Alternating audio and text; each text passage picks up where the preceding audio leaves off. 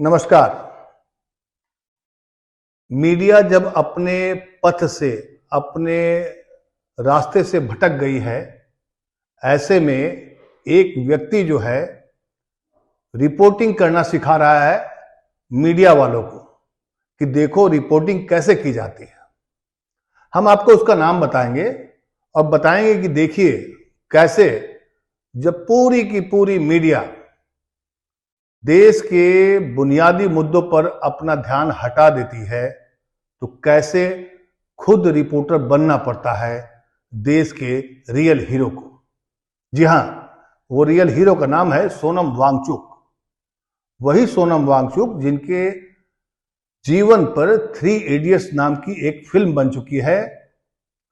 रणछोड़ दास छाछड़ एक महान वैज्ञानिक, और वो 3 इडियट्स की जो कहानी है वो असली कहानी है। चेतन भगत की ये स्टोरी है, उनकी बुक पर यह आधारित फिल्म बनी है। सोनम वांगचुक पिछले 21 दिनों से अनशन पर थे और उनके अनशन की खबरें देश की जो मीडिया है बिल्कुल नहीं दिखा रही थी, और दिखाई भी किस दिन, जिस दिन वो अपना अनशन तोड़ दिए। लेकिन अनशन टूट गया, लेकिन लद्दाख में जिस बात को लेकर के, जिन मांगों को लेकर के सोनम वांगचुक आवाज उठा रहे हैं, वो आज भी वहां पर प्रदर्शन कहिए, धरना कहिए, अनशन कहिए, जारी है। और उसकी रिपोर्टिंग खुद सोनम वांगचुक कर रहे हैं। और कैसे कर रहे हैं, जरा सुनिए उनके इस वीडियो को। जुले और नमस्कार साथियों। तो जैसा कल मैंने बताया था, मैं 1-2 दिन के विश्राम के लिए अपने गांव आया हूं, और ये गांव आलची के नज़दीक है। आलची जो कि बहुत ही मशहूर जगह है लद्दाख में, जहां पर 1000 साल पुराना मठ है, मॉनेस्ट्री है, जो कि मिट्टी की बनी हुई है। और यहीं पर ये स्तूपों के चेन्स हैं, 108 स्तूप जो आप देख रहे हैं। तो मैं ये कह रहा था कि मैं अभी थोड़ा अपने शरीर को दोबारा वापस ज़िंदगी में लाने की कोशिश कर रहा हूँ। अनशन के बारे में ये कहा जाता है कि जितना लंबा अनशन हो उसमें जाना तो मुश्किल है ही, वापस आना उतना ही मुश्किल है। तो मुझे लगभग अब 5-6 दिन होने को आए और अभी भी मैं पूरी तरह से सामान्य खाना नहीं खा पा रहा हूँ। तरल लिक्विड फूड से अब सेमी सॉलिड की तरफ पहुँचा हूँ। अब धीरे धीरे सामान्य खाना खाने की तरफ आ रहा हूँ। तो वहाँ अनशन के बारे में आपको बताऊं तो मेरे बाद जो महिलाओं ने मोर्चा संभाला है, लगभग 50 महिलाएं आज 5 दिन का अनशन ख़त्म करके अपना जिम्मेदारी और महिलाओं को सौंप के अपने घर गए। तो ये बहुत ही देखने लायक था कि ये महिलाएं जो पिछले 5 दिनों से भूखी हैं, केवल पानी और नमक पे, उन्होंने अपने साथियों को ये भागदौड़ दिया। और आज सुबह तो बर्फ़बारी हो रही थी, उसमें भी वो डटे हुए थे। मैं आपको ये बताऊं कि लद्दाख की महिलाएं पुरुषों के बराबर या उनसे भी ज़्यादा मजबूत तन और मन से होते हैं। यही वजह है कि हर एक युद्ध में पुरुष तो पुरुष, महिलाओं ने भी बढ़ चढ़कर भारतीय सेना के साथ हिस्सा लिया। वो उनके लिए रसद, सामान, खाने के पकवान युद्ध भूमि तक ले जाती रही हैं।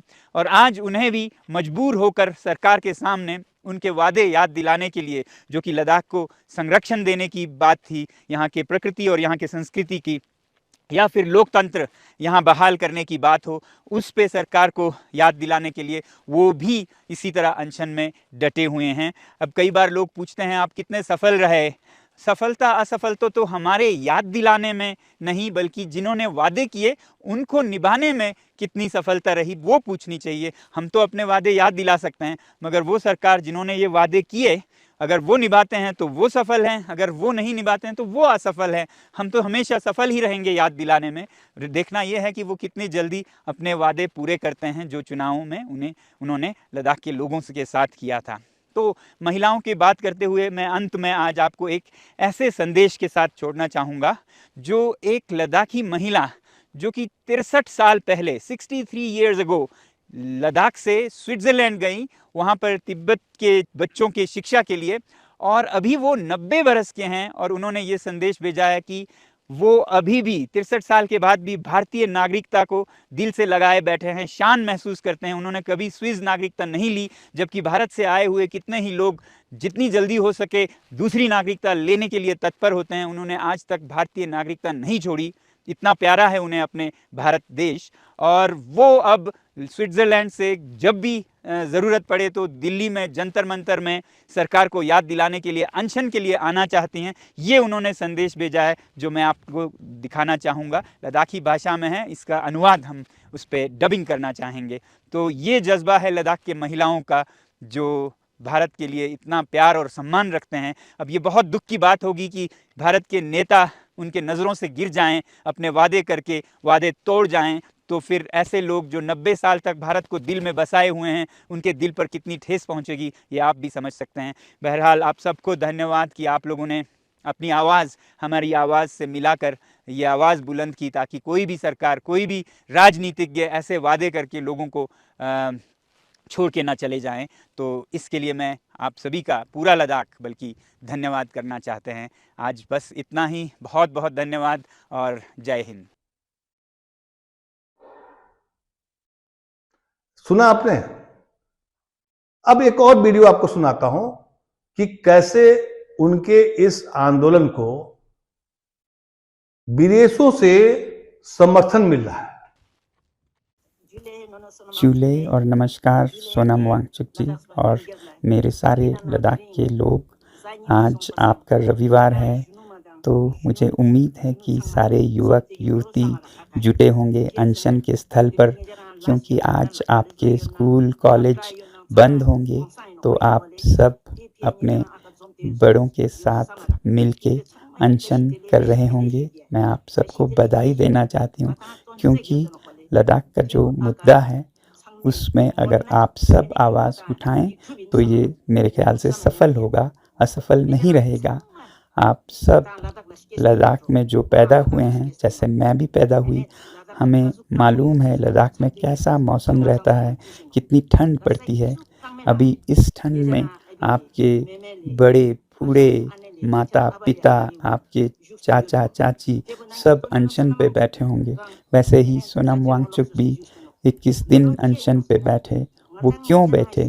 क्योंकि आप जो नौजवान हैं उनके भविष्य के लिए, आपके जो बच्चे होंगे आगे, उन सब के खुशियों के लिए, आपके पोते पोतियों के लिए, वो उनके खुशी के लिए अनशन पर बैठे हैं।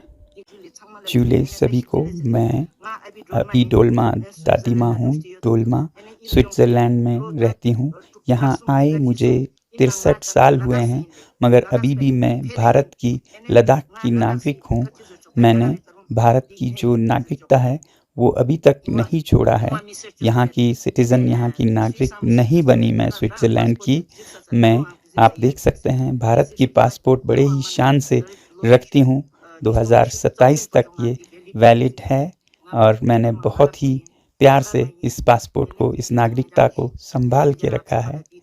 और मैं आप सबसे आग्रह करती हूँ कि बहुत ही मनोबल के साथ आप जहाँ भी हों लद्दाख के इस मुद्दे के लिए सहयोग दें, समर्थन करें।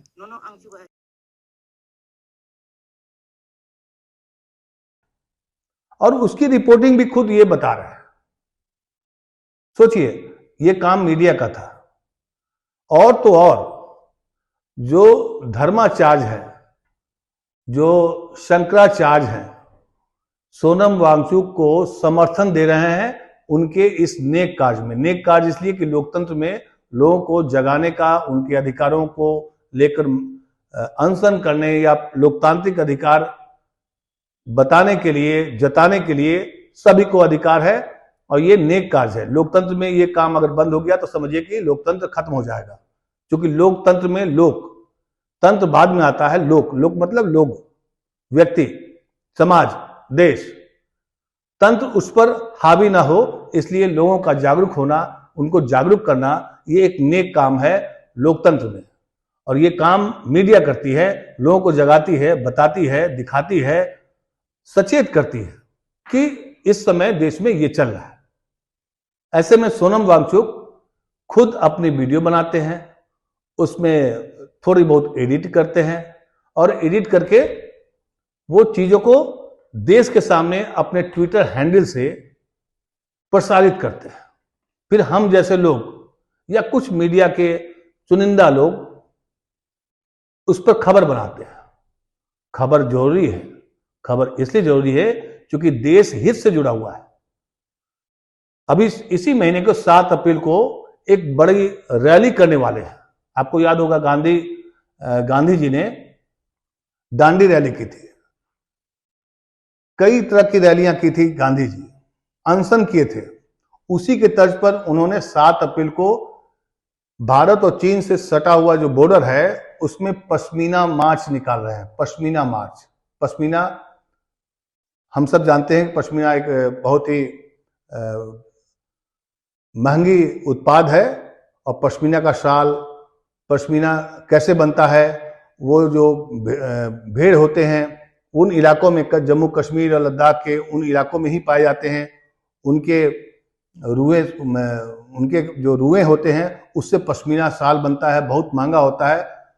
तो चूंकि चरवाहा जो भारत और चीन के बॉर्डर पर हैं और उनको परेशानी हो रही है चीन के सैनिकों से, चीन के अतिक्रमण करने से, इसलिए वो दिखाने के लिए वहां पर पश्मीना मार्च कर रहा है और इसकी भी उन्होंने रिपोर्टिंग की है। सोचिए, देश का रियल हीरो क्या कर रहा है, अपने लोकतांत्रिक अधिकारों की बात तो करता ही है, साथ ही मीडिया को आईना दिखाता है। मीडिया को आईना दिखा रहा है, मीडिया को बता रहा है कि देखिए इस तरह की रिपोर्टिंग होनी चाहिए। आप सरकार के पक्ष में या विपक्ष में या सरकार का विरोध नहीं करना है मीडिया को, लेकिन खबरें तो दिखानी चाहिए और ये जरूरी है। सोनम वांगचुक आज वही काम कर रहे हैं। सोनम वांगचुक को बहुत सारा सलाम हम जैसे मीडिया की तरफ से, क्योंकि सोनम वांगचुक जो काम कर रहे थे, ये काम मीडिया को दिखाना चाहिए था, मीडिया को बताना चाहिए था कि देखिए सोनम वांगचुक एक रियल हीरो हैं। उनके जीवनी पर एक फिल्म बन चुकी है, मतलब कुछ ना कुछ है उस व्यक्ति में। और समाज का वो व्यक्ति जो बाकी लोगों को प्रेरित करे, उत्प्रेरित करे, जो एक रोल मॉडल बने, वो अगर कुछ कह रहा है तो उसकी बातों को देश के सामने रखा जाना चाहिए, चाहे वो राजनीतिक मांगे हो, चाहे वो सामाजिक मांगे हो। बातें तो रखनी चाहिए। हमें यही सीखना चाहिए, मीडिया को खास करके सीखना चाहिए कि इस लोकतंत्र में आप अगर अपना काम नहीं करेंगे तो ऐसा नहीं है कि देश के लोगों को मालूम नहीं चलेगा। बहुत सारे माध्यम हैं। सोनम वांगचुक एक उसके सबसे बेहतरीन एग्जाम्पल हैं। आप सोनम वांगचुक से बहुत कुछ सीख सकते हैं। उनकी भाषाई मर्यादा, बोलने के तौर तरीका, कैसे संतुलित शब्दों में रिपोर्टिंग की जाए या चीजों को बताई जाए देश के सामने में, सोनम वांगचुक अपने हर वीडियो में, अगर आप जानना चाहते हैं तो आप उनके ट्विटर हैंडल पर जाइए, देखिए कि सोनम वांगचुक पिछले 21 दिन से या कई दिनों से क्या मांग कर रहे हैं। वो मांग कर रहे हैं क्लाइमेट, लद्दाख की जो क्लाइमेट है उसकी रक्षा की जाए, लद्दाख की जो जनता है उसके लोकतांत्रिक अधिकार दिए जाए। हालांकि मैं आपको यह भी बता दूं कि सोनम वांगचुक वही व्यक्ति हैं जब 5 अगस्त 2019 को जब ये 370 धारा हटाई गई थी तो वो उसके पैरोकार थे। उन्होंने प्रधानमंत्री मोदी जी को थैंक यू कहा था। तब तो मीडिया ने बहुत दिखाई थी वो खबरें कि सोनम वांगचुक ने भी धारा 70 हटाने का समर्थन किया। लेकिन वही व्यक्ति आज लद्दाख की मांगों को लेकर के लगातार ट्विटर पर, मतलब सोशल मीडिया पर एक्टिव हैं, बता रहे हैं देश को, लेकिन मीडिया दिखाने को तैयार नहीं है। पता नहीं क्या मामला है। लेकिन सोनम वांगचुक एक रियल हीरो तो थे ही, अब वो एक रियल मीडिया के रूप में स्थापित हो गया है। हमें भी जो खबरें मिलती है उनके ट्विटर हैंडल में, सोशल मीडिया के पोस्ट को देखने के बाद ही पता चलता है कि लद्दाख में क्या चल रहा है। आप भी सुनिए, देखिए और हमें फीडबैक दीजिए कि क्या मीडिया को सोनम वांगचुक के इतने बड़े आंदोलन को दिखाया जाना चाहिए था या नहीं। और मीडिया जो अपने अपने रोल से भटक गया है, अपने कर्तव्यों से बिखर गया है, खबरों को छुपा रहा है, क्या ये गंभीर अपराध नहीं है? खैर, इस पर हम बहस करेंगे, चर्चा भी करेंगे। लेकिन सोनम वांगचुक के आप कुछ वीडियो देखिए और अपनी राय हमें कमेंट के जरिए जरूर बताइए। नमस्कार। कि लद्दाख के इस संकट काल में जो सबसे बड़ी खुशी हमें मिली वो ये कि देश के हर भाग से, बल्कि हर धर्मों के धर्मगुरुओं ने भी हमारा बहुत साथ दिया, और ये भारत की महानता है। आज मुझे जो हमारे शंकराचार्य जी हैं उत्तर के, उनका एक संदेश प्राप्त हुआ, और इससे हम बहुत ही प्रसन्न और पुलकित हो उठे हैं कि उन्होंने भी लद्दाख के इस समस्या को समझते हुए पूरे भारत को एक होकर लद्दाख का समर्थन देने के लिए आग्रह किया है। उत्तर भारत के शंकराचार्य पद पर प्रतिष्ठित होने के नाते, उत्तरामनाय ज्योतिषपीठाधीश्वर जगद्गुरु शंकराचार्य होने के नाते हम अपने उत्तर क्षेत्र की संस्कृति से अत्यंत प्रेम करते हैं, लद्दाख की संस्कृति का समादर करते हैं और वहां के लोगों के साथ अपने आप को खड़ा हुआ महसूस करना चाहते हैं। और इसीलिए हम लद्दाख की जनता से कहना चाहते हैं कि आपके इस आंदोलन में हम पूरी तरह से आपके साथ हैं। अनुरोध करते हैं भारत की सरकार से कि आपने लद्दाख का जो लोकतांत्रिक स्वरूप था उसको उनसे छीन लिया है। कृपया जैसे जम्मू कश्मीर में उनकी असेंबली की संभावना है, उसी तरह से लद्दाख को भी लोकतांत्रिक स्वरूप में बने रहने दीजिए। वहाँ के लोगों की अपनी संस्कृति है, सभ्यता है, उनकी जीवन शैली है, उसमें हस्तक्षेप न करिए। उनको उनके स्वरूप में रखते हुए हम उनको अपने साथ रखना चाहेंगे, यही हमारा कहना है। आशा है कि केंद्र की सरकार, जिम्मेदार लोग इस बात को समझेंगे और एक अच्छे भले व्यक्ति को इस तरह से तिल तिल करके मरने के लिए अकेला नहीं छोड़ देंगे। वो अगर भारत के हैं तो पूरा भारत उनका होना चाहिए ना। तो उनका मैं कोटि कोटि धन्यवाद करना चाहता हूँ। लद्दाख के लोगों की, लद्दाख की प्रकृति, लद्दाख की जो यहाँ के पहाड़ियाँ, ग्लेशियर्स, फूल, पत्ते, पशु, पक्षी, सब की ओर से आप सबका बहुत बहुत धन्यवाद करना चाहता था।